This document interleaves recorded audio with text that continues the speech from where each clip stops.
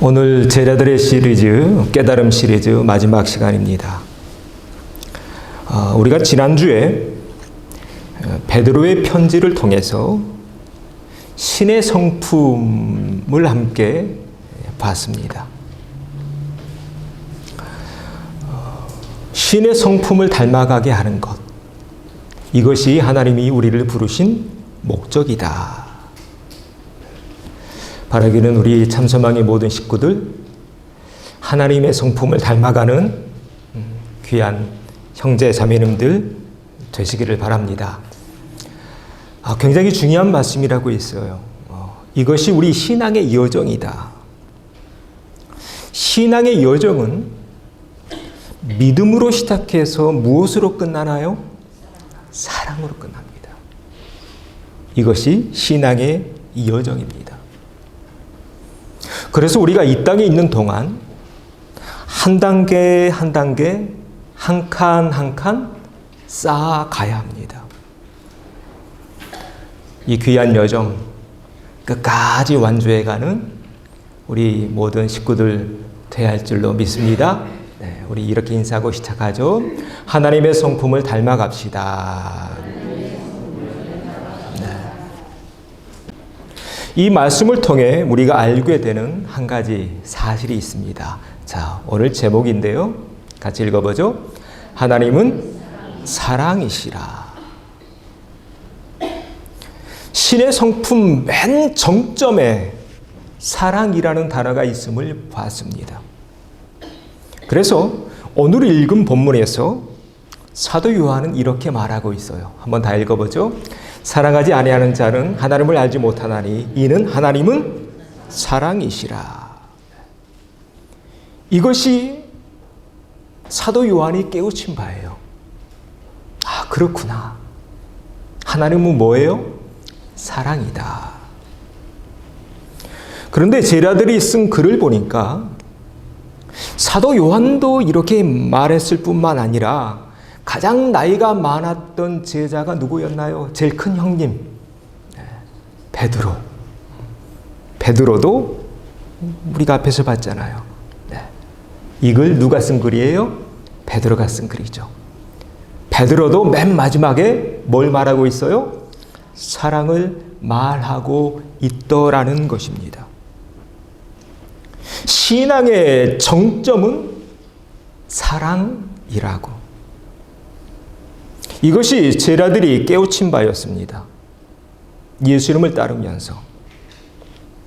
그런데 베드로와 제일 나이가 많았던 베드로, 또 제일 어렸던 요한만 깨우친 게 아니라 나중에 아주 늦게 예수 이름을 따랐던 바울도 이 사실을 깨우칩니다. 그래서 바울이 고린도전서 13장에서 이런 글을 남기는데 우리 교독으로 한번 같이 읽어보죠. 내가 사람의 방언과 천사의 말을 할지라도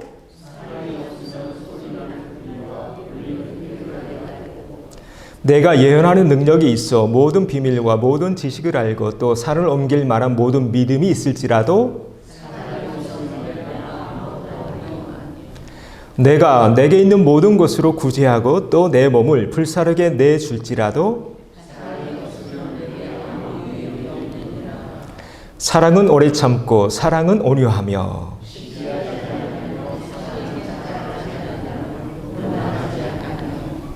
무례히 행하지 아니하며 자기의 유익을 구하지 아니하며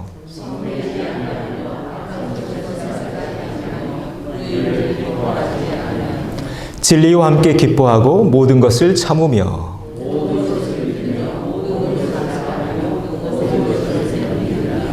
사랑은 언제까지나 떨어지지 아니하되 다 같이 그런즉 믿음, 소망, 사랑 이 세 가지는 항상 있을 것인데 그 중에 제일은 사랑이라. 아멘. 이 글 누가 남긴 글이에요? 사도 바울이 남기죠. 고린도 교회에 쓴 편지입니다. 자, 이게 제자들의 삶이었다는 것을 이번 시리즈를 준비하면서 발견했어요. 가장 가장 나이가 많았던 베드로도 신앙의 정점은 뭐예요? 사랑이다. 가장 어린 제자도 그 요한도 하나님은 누구셔요? 사랑이시라. 그리고 바울도 그 중에 제일은 사랑이라고 말하고 있습니다. 그런데 제자들의 삶을 한번 조금 테이블 뒤로 돌려보죠. 바울은 본래 이런 사람이 아니었잖아요. 그렇죠? 바울이 어떤 사람이었나요? 이런 사람이었어요. 자, 읽어봅니다. 사울은 그가 죽임 당함을 마땅히 여기더라. 누가 지금 돌에 맞아 죽고 있어요? 누가 지금 죽고 있나요? 스데반 집사님이요. 그때 사울은 그걸 어떻게 여겨요? 마땅하다. 그래서 겉옷을 지금 지키고 있잖아요. 증인을 자처했던 스데반 쟨 죽어도 마땅해. 내가 증인 될게 라고 죽이는 데 앞장섰던 사람이 바울입니다. 물론 옛날 이름이 사울이고.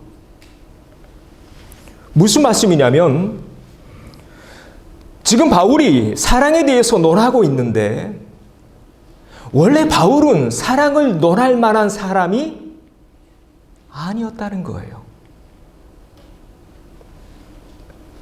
이랬던 사람이 바뀝니다. 사랑을 논하고 있고 사랑을 가르치고 있는 사도로. 앞에서 베드로가 신의 성품의 단계를 쭉 얘기하면서 그 정점에 사랑을 논하고 있는데 그러면 베드로는 어떤 사람이었을까요? 이런 사람이었어요. 다른 사람 다 주님을 버려도 나만큼은 버리지 않을게요 라고 장담했던 사람이 누구? 베드로였어요. 그런데 닭 울기 전에 몇 번 부인하나요? 3번 부인합니다. 부인만 했나요? 저주까지 했던 사람입니다.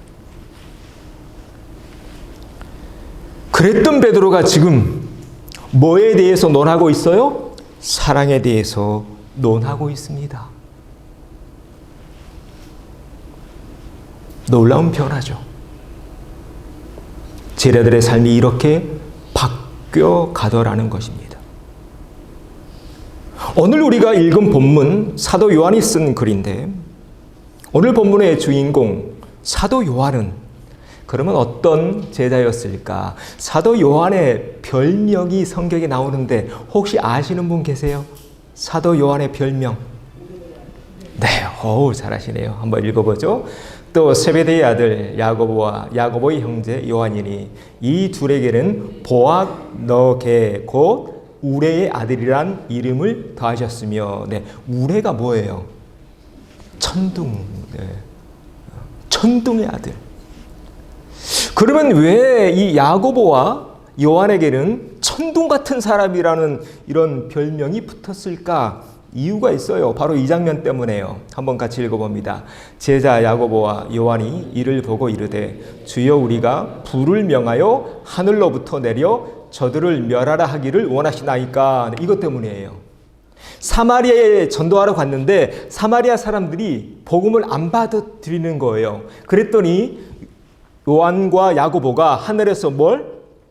천둥을, 우레를, 불을 내려서 그냥 싹 쓸어버립시다라고 이런 제안을 한 사람이 누구하고 누구? 야고보하고 요한이라는 거예요. 그래서 이 두 형제의 별명이 우레의 아들. 아주 무서운 형제들이죠. 마음에 안 든다고 그냥 불로 그냥 심판하려고 했던. 이 둘이 형제인데 야고보와 요한이 형제인데요.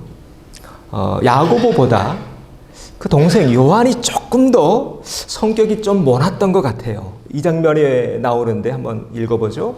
요한이 예수께 여짜오되 선생님 우리를 따르지 않는 어떤 자가 주의 이름으로 귀신을 내쫓는 것을 우리가 보고 우리를 따르지 아니하므로 금하였다. 아주 배타적인, 나랑 조금 다르면 무조건 다 잘라버리는 이런 사람이 요한이었던 것 같아요. 그래서 또 야단 맞죠, 예수님한테. 야, 그러면 안 돼. 그냥 놔둬.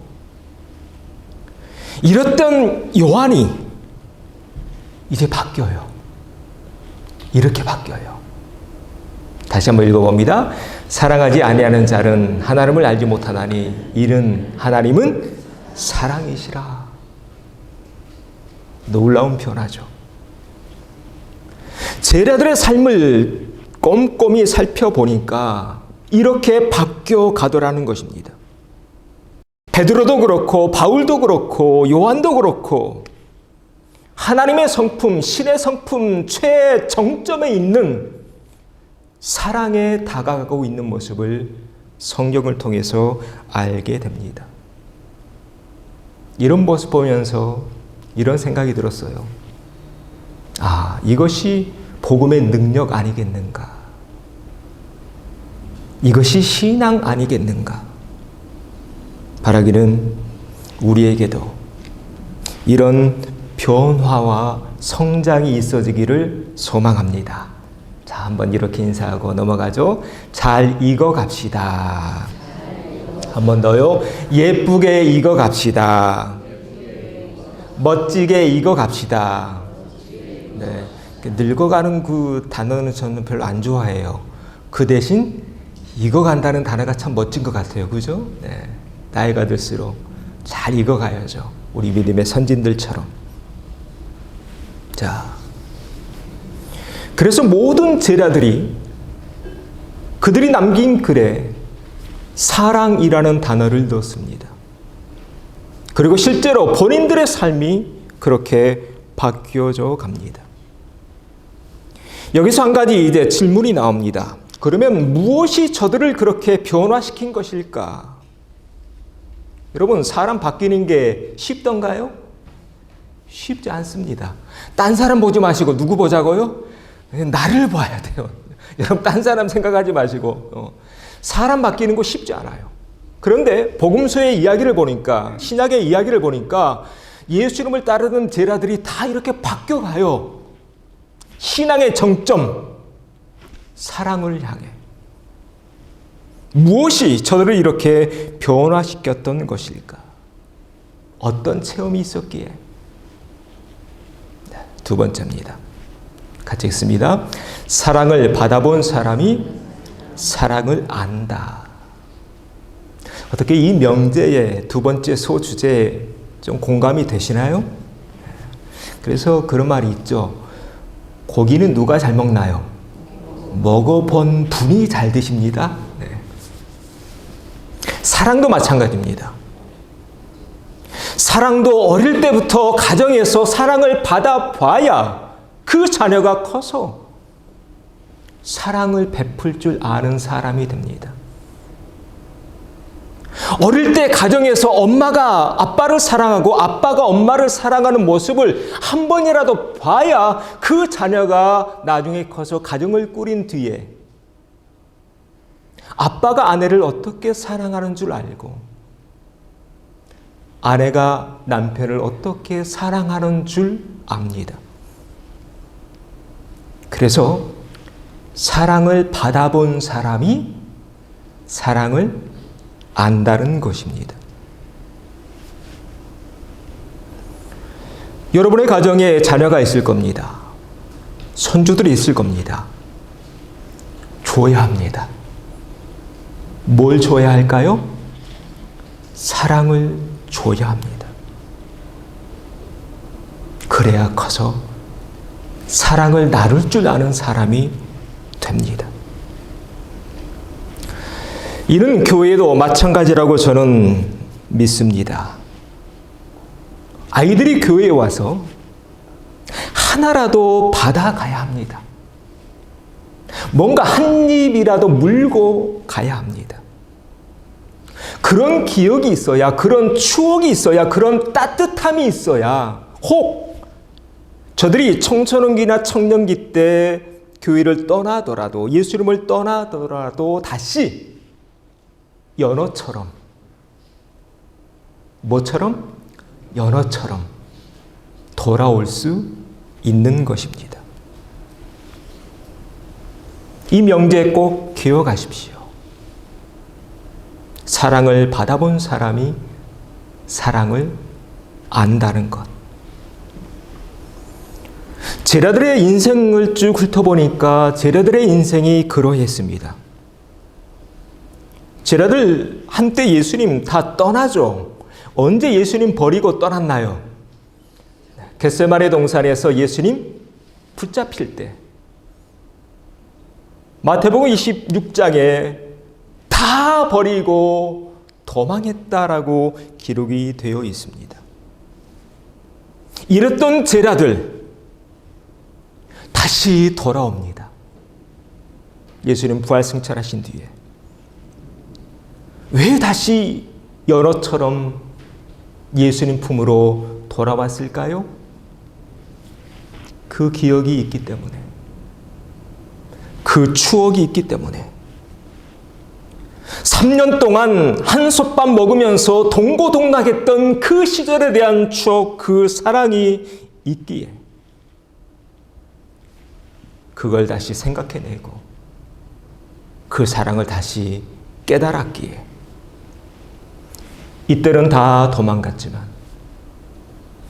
다시 모이게 됐던 것입니다. 예수님의 그 사랑. 예수님이 우리에게 사랑을 베푸셨는데 그 사랑의 정점이 무엇인가요?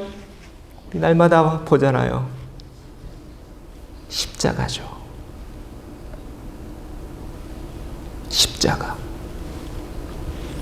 예수님이 살아생전에 이런 말씀을 하셨습니다. 사람이 친구를 위하여 자기 목숨을 버리면 이보다 더 큰 사랑이 없다 라고 말씀하셨는데 그 사랑을 보여주셔요. 무엇을 통해? 십자가를 통해. 그래서 십자가는 뭘까요? 네? 그렇죠.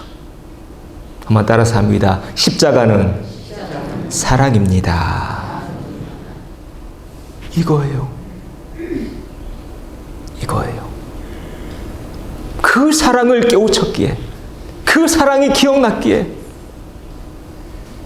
그 사랑의 정점이 십자가라는 것을 알게 되었기에 그들은 다시 돌아옵니다. 모든 제자들이. 그리고 다 예수님의 뒤를 따르죠. 똑같이 다 십자가 지고. 이에 사도 요한은 그 사랑을 깨우친 뒤에 이런 글을 우리에게 남깁니다. 같이 읽습니다. 하나님이 세상을 이처럼 사랑하사 독생자를 주셨으니 이런 그를 믿는 자마다 멸망하지 않고 영생을 얻게 하려 하심이라. 그 사랑을 깨우친 거예요. 하나님이 세상을 이처럼 사랑하셨구나. 독생자를 주실 만큼. 바울도 이 글을 남깁니다. 그런즉 믿음, 소망, 사랑 이 세 가지는 항상 있을 것인데 그 중에 제일은 사랑이구나. 십자가를 보면서. 베드로도 이런 글을 남기고 있네요. 같이 읽습니다. 무엇보다도 뜨겁게 서로 사랑할지니 사랑은 허다한 죄를 덮느니라. 모든 제자들이 이구동성으로 뭘 말하고 있어요? 사랑을 말하고 있다는 거예요. 그래서 예수님의 뒤를 저들도 묵묵히 따라갑니다. 무엇이 그들을 이렇게 바꿨을까? 무엇이 저들을 이렇게 변화되게 했을까? 딱 한 단어, 오늘 주제. 사랑. 사랑이 저들을 바꿨던 것입니다. 십자가를 보면서 진짜였구나. 예수님의 그 말씀. 빈말이 아니라 진짜였구나. 나 같은 사람은 사랑받지 못하는 그런 사람인 줄 알았는데, 나 같은 이방인은 사랑받을 자격이 없는 사람인 줄 알았는데 그것이 아니었구나. 나도 이제 뭘 받아요? 사랑을 받는 존재구나. 하나님이 나를 이렇게까지 사랑하시는구나. 자, 이렇게요. 읽어봅니다. 우리가 아직 죄인 되었을 때에 그리스도께서 우리를 위하여 죽으심으로 하나님께서 우리에 대한 자기의 사랑을 확증하셨느니라. 아멘. 우리가 언제? 죄인이었을 때. 죄인이지만 그럼에도 불구하고 하나님이 우리를 사랑하신다는 것. 바울의 깨우침입니다. 본인의 삶이죠. 죽이는데 앞장섰던 사람이었는데 나를 그렇게 사랑하셨구나.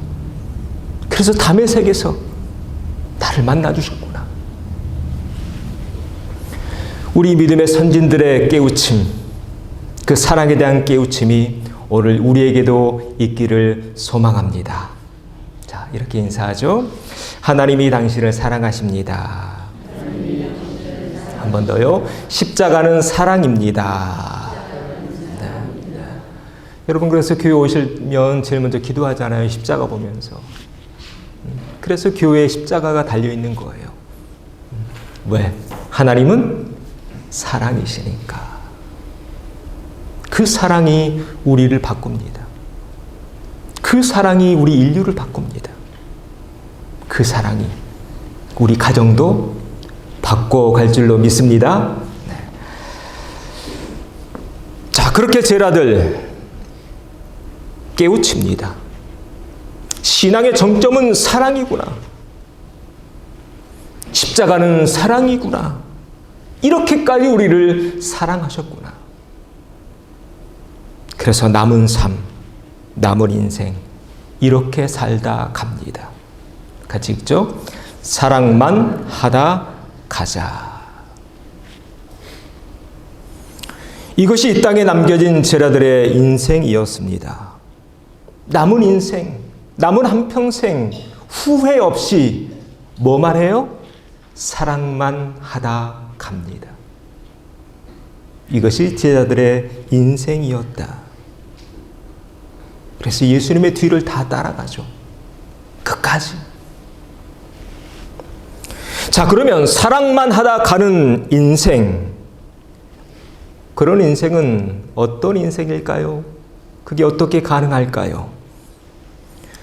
얼마 전에 읽은 책인데요. 에픽테토스의 인생을 바라보는 지혜라는 책이 있습니다. 아주 유명한 책입니다.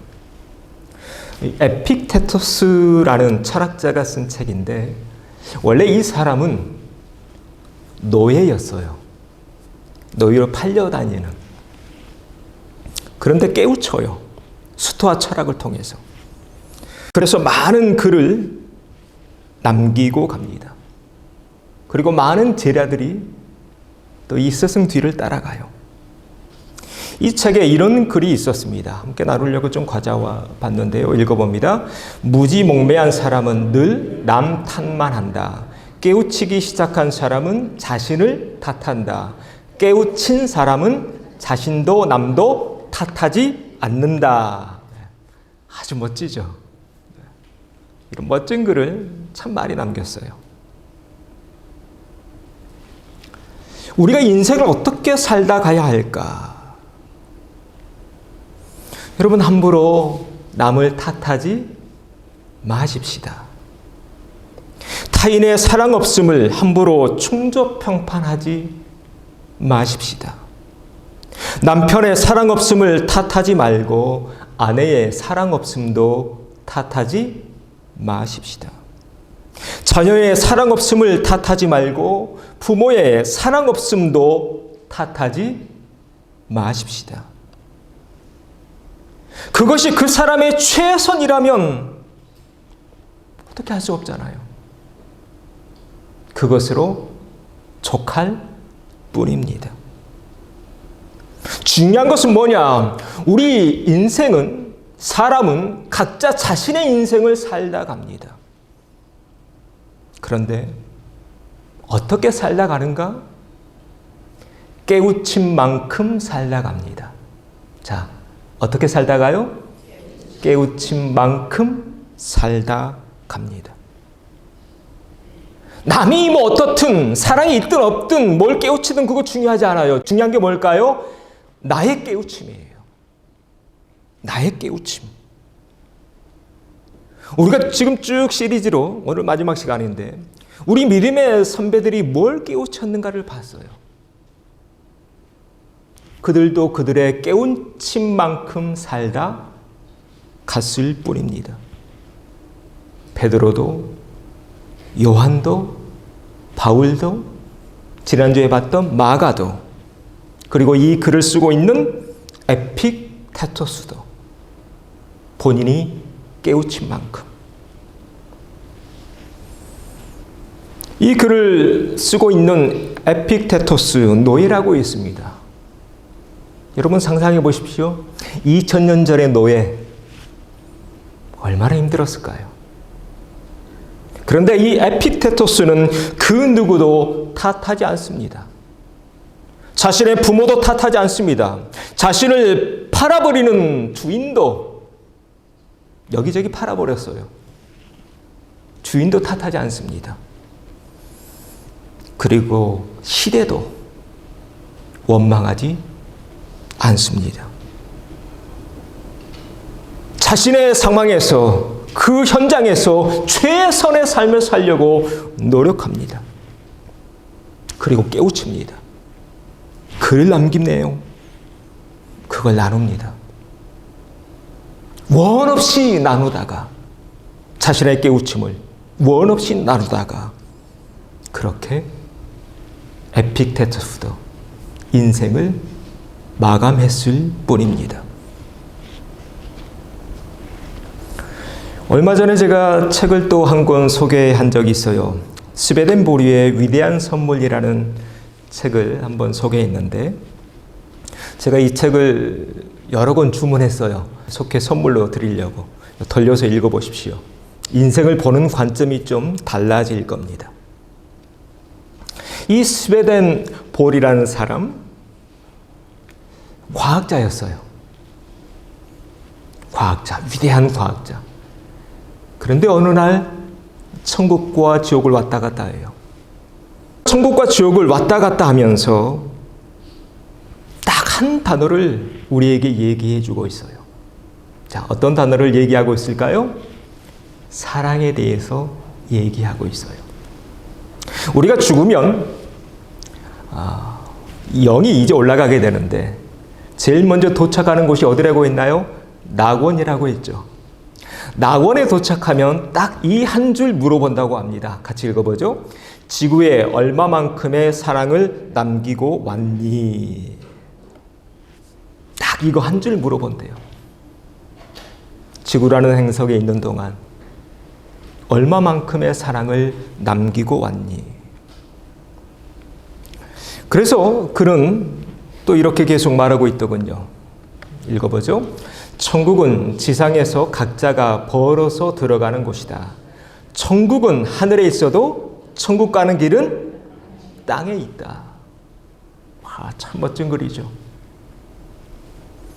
천국은 하늘에 있어도 천국 가는 길은 땅에 있다. 이런 책들이 좋은 책이에요. 나 자신을 돌아보게 하니까. 그러면 땅에서 우리가 어떻게 살아야 될까? 우리가 고민하지 않을 수 없죠. 그래서 또 이런 글을 또 남겼어요. 읽어봅니다. 현명한 자는 지상에서 그 영원한 천국을 버는데 100년을 투자한다. 그러나 우매하고 어리석은 자는 지상 100년 동안 자신의 이익과 향락을 추구하다 영원한 천국을 잃어버린다. 그래서 이 책은 천국 가는 길, 딱 한 단어, 그 단어가 뭐예요? 사랑을 말하고 있는 책이었어요. 지구에 얼마만큼의 사랑을 남기고 왔니? 신약에 이와 비슷한 장면이 나와요. 한 젊은이가 예수님 찾아가죠. 예수님, 지구에서 가장 큰 계명이 뭔가요? 라고 예수님께 물어요. 그때 예수님 이렇게 답을 주시네요. 읽어봅니다. 내 마음을 다하고 목숨을 다하고 뜻을 다하여 주 너희 하나님을 사랑하라 하셨으니 이것이 크고 첫째다는 계명이요 둘째도 그와 같으니 내 이웃을 내 자신같이 사랑하라 하셨으니 예수님도 뭘 말씀하셔요? 사랑을 말씀하셔요. 그리고 사랑을 보여주고 가셨어요. 이 땅에 사랑만 남겨놓고 우리의 삶 또한 그러해야 될 줄로 믿습니다. 예수님의 삶을 우리가 따르고 있잖아요. 우리 믿음의 선배들 많은 글을 통해서 사랑이 최고다 그런 얘기 우리에게 하고 있잖아요. 우리 인생, 우리의 모든 것 다 하는 그 순간까지 사랑만 하다가 우리 주님 배없는 참소망의 모든 식구들 되어야 할 줄로 믿습니다. 자, 이렇게 인사합시다. 사랑만 하다 갑시다. 한 번 더요. 사랑만 남겨놓고 갑시다. 네. 오늘 본문에서 사도 요한은 이렇게 말합니다. 어느 때나 하나님을 본 사람이 없으되 만일 우리가 서로 사랑하면 하나님이 우리 안에 거하시고 그 사랑이 우리 안에 온전히 이루어지느니라. 사랑만 하다가 뜨겁게 그렇게 사랑만 남기고 우리 주님 배없는 참소망의 모든 가령 되어지기를 주의 이름으로 축원합니다.